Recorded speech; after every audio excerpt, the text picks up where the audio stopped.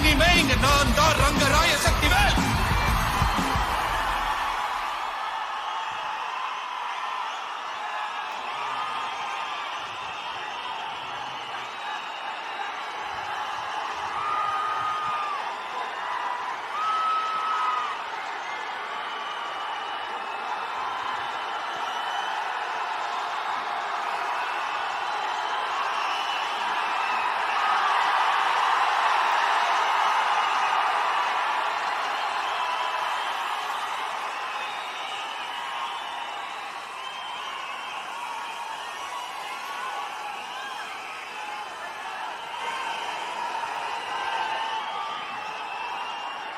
இறைவனுக்கு வணக்கம்.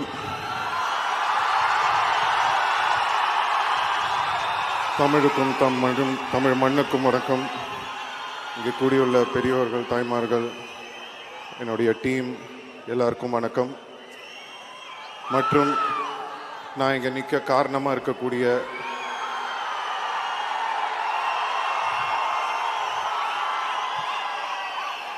என் ரத்தமான ரசிகர்களுக்கு வணக்கம்.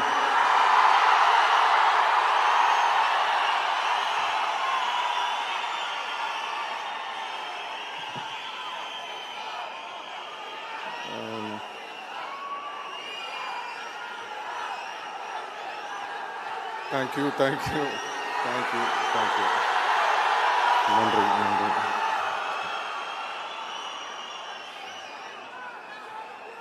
Love you, ma. Love you. Thank you. First, Madras Talkies அவர்களுக்கு என்னுடைய நன்றியை தெரிவிச்சுக்கிறேன். Thank you, Shiva sir. Means a lot. And thank you, Suhasini ma'am. ரொம்ப thanks. Nithya ma'am, thank you so much. And Raj Kamal, Mahendran sir, thank you for this film. And Disney, உங்களோட hard ஒர்க்குக்கு hats off. Thank you. Red Giant இந்த படத்தை release பண்ணுறாங்க. Thanks to உதயனா. Thank you. Shenbagamoorthy sir, thank you. All our assistant directors, crew members, managers, whole team எல்லாருக்கும் நன்றி. Thank you so much. எங்களோட costume designer Rekha, thank you for a fantastic costumes for me. Art director Sharmistha ma'am, editor sir Sreekar Prasad sir, and stunt master Anbariv master, thank you master. நான் நிறையா stunt masters பார்த்துருக்கேன். எல்லோரும் ஒரு விஷயத்தில் வந்து ரொம்ப சூப்பராக பண்ணுவாங்க. சில பேர் வந்து ஃபைட் சூப்பராக இருக்கும், இல்லைனா வந்து அவங்க பேசலாம். Thank you.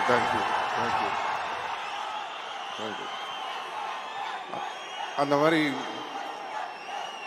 Thank you.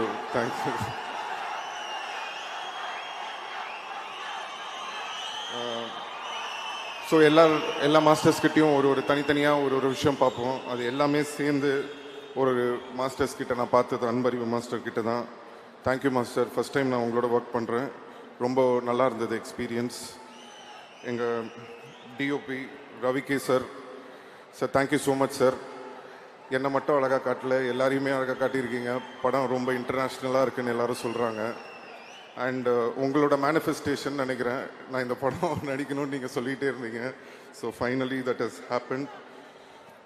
And thanks to all my costars, Saniya Vaiyapuri அண்ணன், அலி ஃபசல், சின்னி ஜெயந்த்ண்ணன், வடிவுக்கர் சிம்மா, Sanjana, and Arun Chidambaram. Is a young, ஒரு புது டேலண்ட். என் கூட சேர்ந்து நடிச்சிருக்காரு. ரொம்ப அருமையாக பண்ணீங்க. So I wish him all the very best. பக்ஸ் அவரோட ஃபஸ்ட் டைம் ஒர்க் பண்ணுறேன். ரொம்ப நல்லா இருந்தது. Thank you. Joju George, thank you sir. எனக்கு உங்களை ரொம்ப பிடிக்கும். உங்களோட பர்ஃபார்மன்ஸ், உங்களுக்கு இருக்கிற அந்த ஸ்க்ரீன் ப்ரெசன்ஸ் பார்க்கும்போது ரொம்ப பொறாமையாக இருக்கும். உங்களோட ஒர்க் பண்ணது ரொம்ப சந்தோஷம். ரொம்ப நல்லா பண்ணியிருக்கீங்க இந்த படத்தில். Thank you sir. All the best. And Aishwarya Lakshmi, அவங்களோட எனக்கு கம்மி தான். அவங்க thank you. Nassar sir, means a lot sir. நம்ம நிறைய படம் பண்ணியிருக்கோம் இதுக்கு முன்னாடி, பட் இந்த படத்தில் ஒர்க் பண்ணது ரொம்ப ஸ்பெஷல். என் கூட வந்து பையன் மாதிரி என்னை பார்த்துக்கிட்டீங்க, ரொம்ப அன்பாக இருந்தீங்க. நீங்களும் கமல் சாரும் நடிக்கிறது, பேசுகிறது அதெல்லாம் பார்க்கும்போது ரொம்ப சந்தோஷமாக இருந்தது. உங்களோட ஒர்க் பண்ண அந்த time. Thank you sir. Abhirami ma'am, super. இந்த படத்தில் வந்து கண்டிப்பாக உங்களோட பர்ஃபார்மன்ஸ் எல்லோரும் பேசுவாங்கன்னு நான் நம்புகிறேன். ரொம்ப அருமையாக பண்ணியிருக்கீங்க. Welcome back to Tamil cinema. We missed you. And Ashok Selvan, ஒரு சச் அ கிரேட் டேலண்ட். ஒரு தம்பி மாதிரி. அவர் இன்னும் நிறைய படங்கள் பண்ணணும். அவருக்கு ஒரு அருமையான ஒரு டேலண்ட் இருக்குது. கண்டிப்பாக ஒரு மிகப்பெரிய ஆள். அவர் கண்டிப்பாக ஃப்யூச்சரில் வருவார். இந்த படத்தில் எங்களுக்கு கம்மியான சீன்ஸ் தான் கிடச்சிது. பட் இருந்தாலும் ஒர்க் பண்ணுறதுக்கு ரொம்ப அருமையான ஒரு மனிதர். ஐ wish him all the very best. Trisha,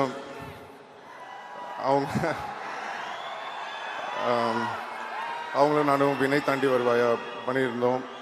அதுக்கப்புறம் நிறைய எக்ஸ்பெக்டேஷன், அதுவும் இந்த படத்துக்கு வந்து ரொம்ப எக்ஸ்பெக்ட் பண்ணிகிட்டு இருந்தாங்க.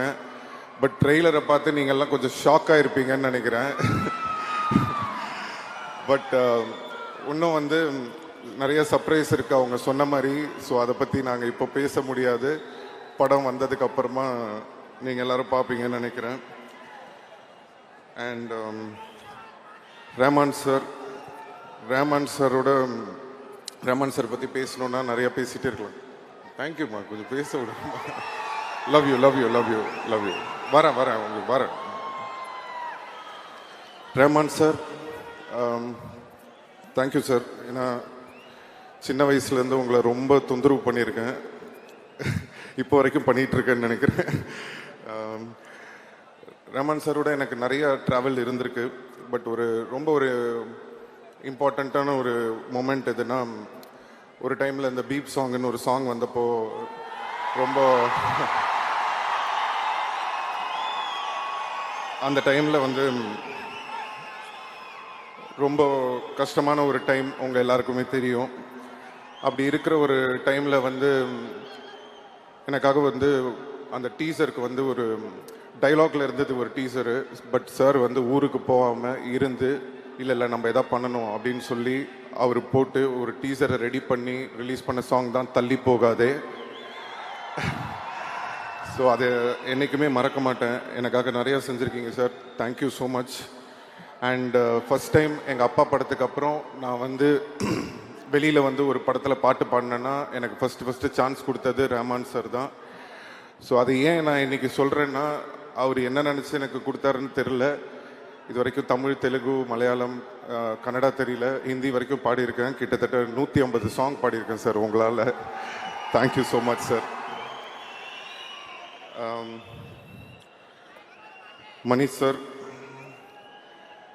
மணி சாரை பற்றி சொல்லணுன்னா, அவங்க யாருக்கும் தெரியாத ஒரு விஷயம் இருக்குது. அது என்னென்னா, அஞ்சலின்னு ஒரு படம் எடுத்தார் மணி சார். அந்த அஞ்சலி படத்தில் வந்து படம் ஃபுல்லாகவே சின்ன பசங்களாம் நடிச்சிருப்பாங்க. அப்போ வந்து அந்த அஞ்சலி பாப்பாவோட பிரதராக வந்து ஒரு சின்ன பையன், தெலுங்கு ஆக்டர் அவர் வந்து சார் வந்து மணி சார் வந்து காசு பண்ணியிருப்பார்.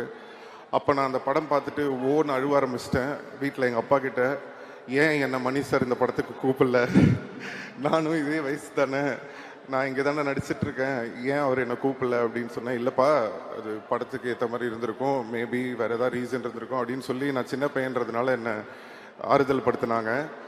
அப்போ நான் நினச்சேன், சரி இவர் நம்மளை கூப்பிடவே மாட்டார் போல் இருக்கு, இவருக்கும் நம்மளுக்கும் செட்டே ஆகாது அப்படின்னு நினச்சிட்டு இருந்தேன். ஏன்னா நான் வளர்ந்ததுக்கப்புறம் நடித்த படங்கள்லாம் உங்களுக்கு தெரியும், எல்லாம் மசாலா படம் தான் நம்ம பண்ணது பூராவே.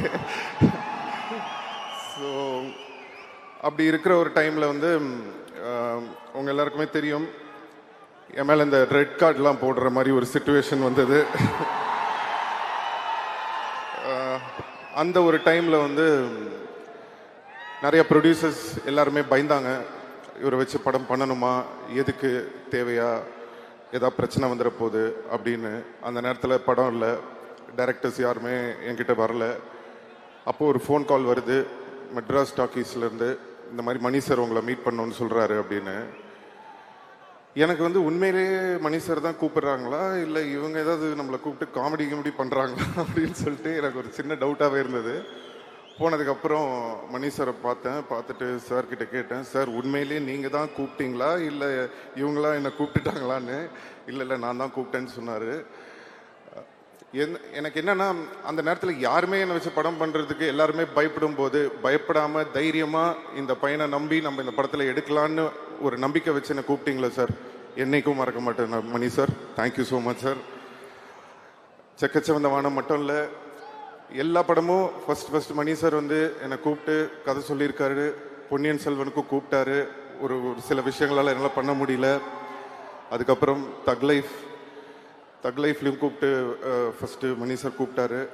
அப்போவும் என்னால் ஒரு கெட்டப் ப்ராப்ளம் இருந்ததுனால பண்ண முடியாமல் இருந்தது. பட் அகெயின் திரும்பவும் அந்த ஆப்பர்ச்சுனிட்டி வந்தது.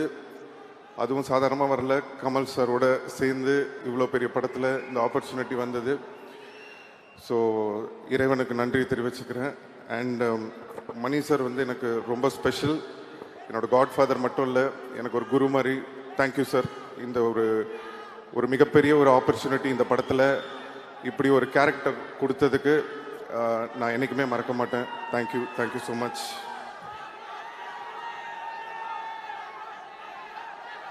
தேங்க்யூம்மா. பேசுகிறேன் அப்படி.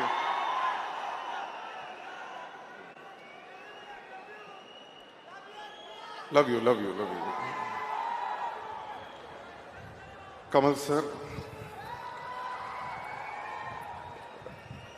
கமல் சார் பற்றி பேசணுன்னா நிறையா பேசிகிட்டே இருக்கலாம்.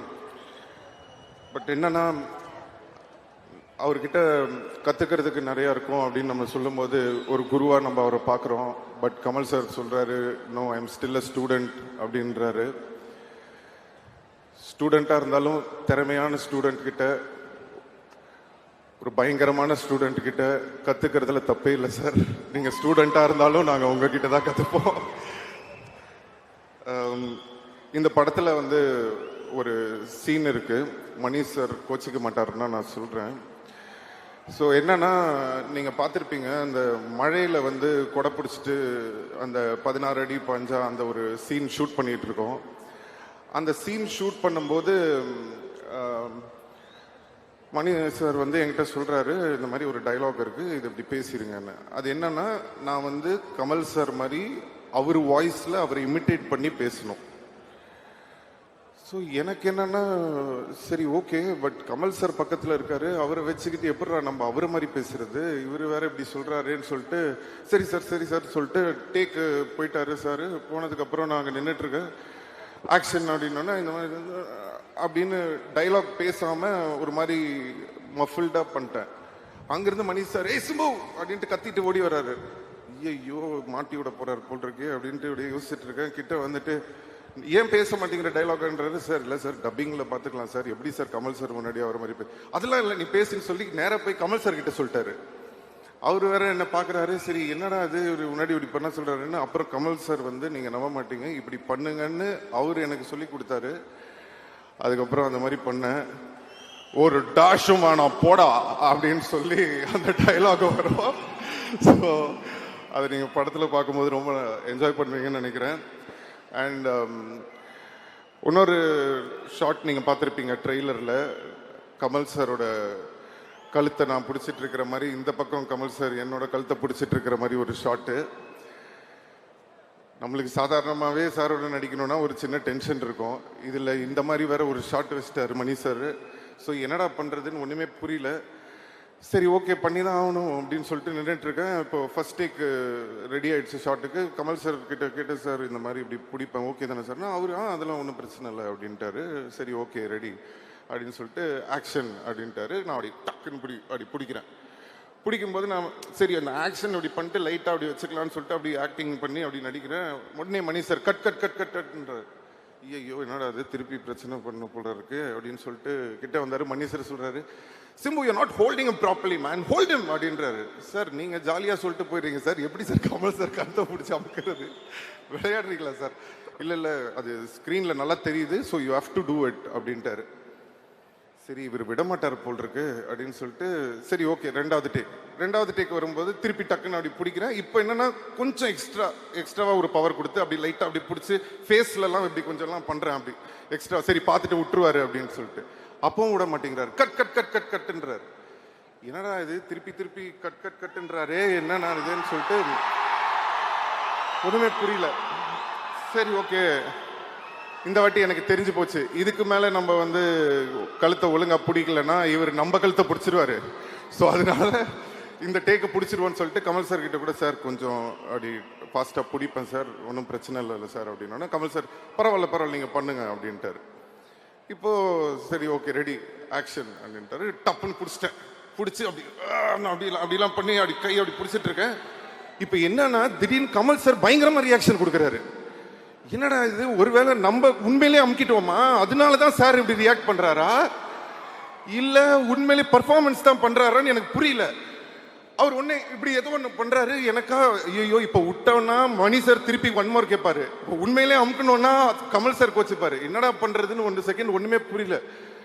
அதுக்கப்புறம் அப்படியே கொஞ்சம் லைட்டா அப்படி இது பண்ணி முடிச்சதுக்கு அப்புறமா அந்த சீன் ரொம்ப நல்லா வந்தது. சாரி கமல் சார், கொஞ்சம் உங்களை அப்படி பிடிச்சிட்டு நினைக்கிறேன், மன்னிச்சிருங்க. எல்லா காரணமும் மணி சார் தான். So love you and Kamal சாரோட ஒர்க் பண்ண இந்த ஜேர்னி ஒரு அருமையான ஜேர்னி.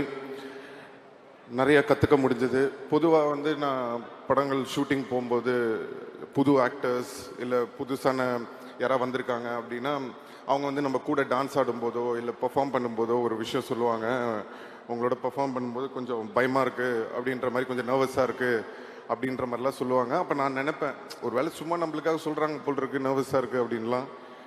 அப்படின்னு பார்த்தா ஃபர்ஸ்ட் டைம் நான் வந்து கமல் சாரோட போய் நடிக்கும்போது இத்தனை நாளும் அவங்க எல்லாம் என்ன சொன்னாங்கன்றது எனக்கு அப்போ தான் புரிஞ்சுது. அப்படியே நெஞ்செல்லாம் படப்படன்னு ஆயிடுச்சு.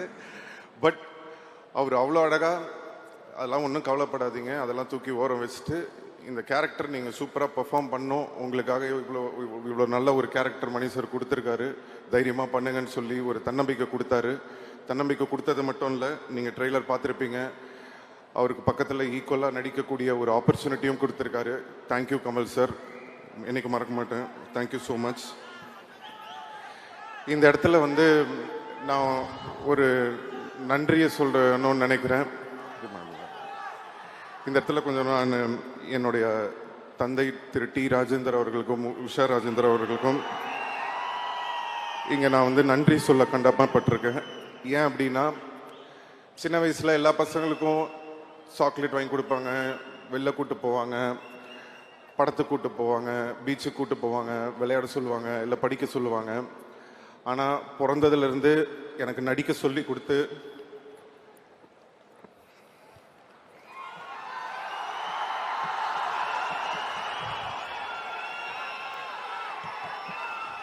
பிறந்ததுலேருந்து எனக்கு நடிக்க சொல்லி கொடுத்து அப்போ வந்து எனக்கு ரொம்ப கஷ்டமாக இருக்கும்.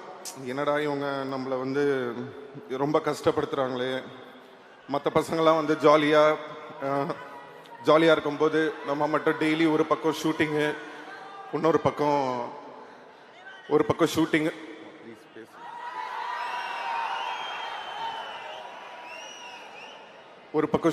ஒரு பக்கம் வந்து படிக்கணும். ரொம்ப கஷ்டப்பட்டிருக்கேன் சின்ன வயசில். அப்போல்லாம் நினைப்பேன் ஏன் நம்ம இவ்வளோ கஷ்டப்படுத்துகிறாங்க அப்படின்னு சொல்லிட்டு. ஆனால் இன்னைக்கு வந்து ஒரு 40 வருஷம் கழிச்சு கமல் சாரோட நடிக்கிற ஒரு ஆப்பர்ச்சுனிட்டி வரும்போது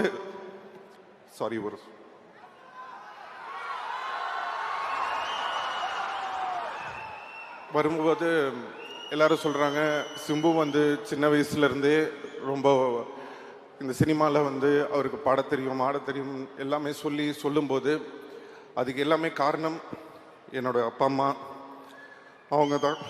தேங்க்யூ அம்மா, தேங்க்யூப்பா.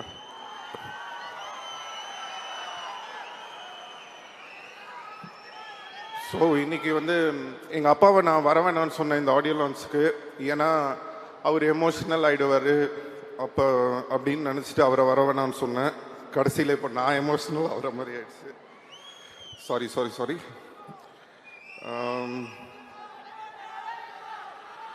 So thank you Kamal sir.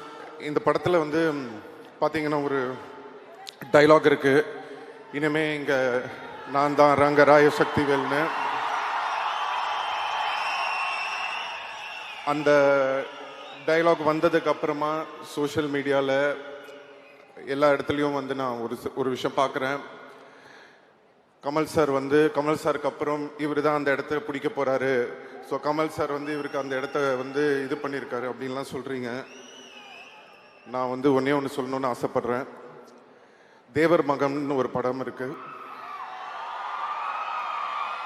அந்த தேவர் மகன் படத்தில் வந்து சிவாஜி சாரும் கமல் சாரும் நடிச்சிருப்பாங்க.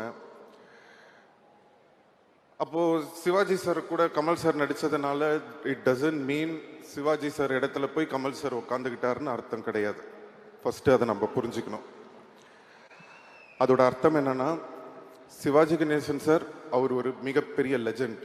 அவர் இடத்த யாராலையும் பிடிக்க முடியாது. அவருக்குன்னு ஒரு இடத்த அவர் வந்து கிரியேட் பண்ணி வச்சிட்டார். ஆனால் அதே மாதிரி கஷ்டப்பட்டு உழைச்சி நடித்து நெட்டையா குட்டையா அழகா அசிங்கமாக விதமான கேரக்டர் நம்ம யோசிச்சு கூட பார்க்க முடியாத அளவுக்கு அவ்வளோ உழைப்பை போட்டு கஷ்டப்பட்டு தான் அவர் அந்த இடத்துக்கு வந்தாரே தவிர சும்மா அப்படி வந்து அவருக்கு அப்புறம் நான் அவர் உட்காரல. அதுதான் நம்ம உலக நாயகன் கமல் சார். ஸோ யாரோட இடமும் யாருக்கும் அப்படி ஈஸியாக கிடச்சிடாது, அதுக்காக உழைக்கணும். ஸோ இந்த படத்தில் வந்து கமல் சாருக்கு வந்து என்ன பண்ணியிருக்காரு அப்படின்னு நான் அந்த டைலாக்கை நான் எப்படி பார்க்குறேன் அப்படின்னு சொன்னால், கமல் சார் ஒரு இன்டர்வியூவில் சொல்லியிருந்தாரு, இனிமே வர ஜென்ரேஷனுங்க என் மேலே ஏறி போங்க, என் ஷோல்டரில் நீங்கள் நில்லுங்க, என் ஷோல்டர்லேருந்து நான் உங்களை தூக்கி விடுறேன்னு. சார், நான் உங்களை ஒரு ஏணிப்படியாக தான் சார் பார்க்குறேன். அந்த ஏணியாக நீங்கள் இருந்து என்னை ஏறி போங்க அப்படின்ற மாதிரி தான் நான் அதை எடுத்துக்கிறேன். உங்கள் மேலே கால் வச்சு உங்களை மிதிச்சு போல சார், உங்களை மதித்து தான் சார் போகிறோம். இப்படி ஒரு பெருந்தன்மை அடுத்த தலைமுறை வரணும் அப்படின்ற அந்த பெருந்தன்மை நிறைய பேருக்கு வராது. we have a lot to learn from you sir. thank you so much sir. நான் இதை வந்து ஸ்டேஜுக்காக சொல்ல, கண்டிப்பாக இதை நான் என்றைக்குமே மறக்க மாட்டேன். அதே மாதிரி நீங்கள் எப்படி மணி சாரும் சரி நீங்களும் சரி இந்த ஒரு ஆப்பர்ச்சுனிட்டி கொடுத்து எனக்கு ஒரு இடம் கொடுத்துருக்கீங்க, உங்களோட பேரை வந்து காப்பாற்றுற மாதிரி நான் மேலும் மேலும் மேலும் உழைச்சு அதுக்கான ஒரு தகுதியான ஒரு பர்சனாக நான் ஃப்யூச்சரில் கண்டிப்பாக வருவேன்றத உங்களுக்கு நான் இன்னைக்கு சொல்லிக்கிறேன். Thank you sir, thank you. ரசிகர்கள்,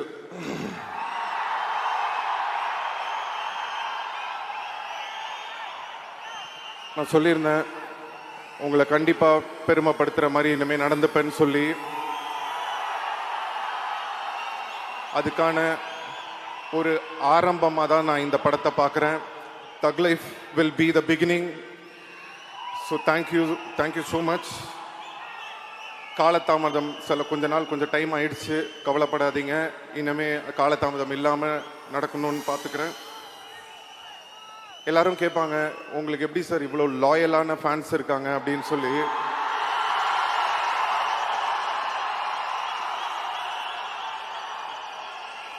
நான் சொல்லுவேன் என்னன்னா, ஒரு 10 பேர் இருக்கிற ஒரு இடத்துல யாராவது ஒரு சில 2 பேர் நல்லவங்க இருப்பாங்க. அப்படி ஒரு சில நல்லவங்க இருக்கிறதுனால தான் இந்த உலகம் இன்னைக்கும் இயங்கிக்கிட்டு இருக்கு.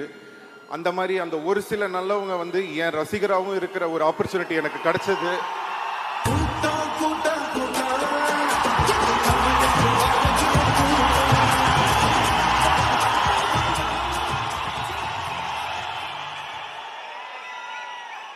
அப்படிப்பட்ட ஒரு நல்ல உள்ளங்கள் எனக்கு ரசிகர்களாக கிடைச்சதுக்கு நான் இறைவனுக்கு நன்றியை தெரிவிச்சுக்கிறேன்.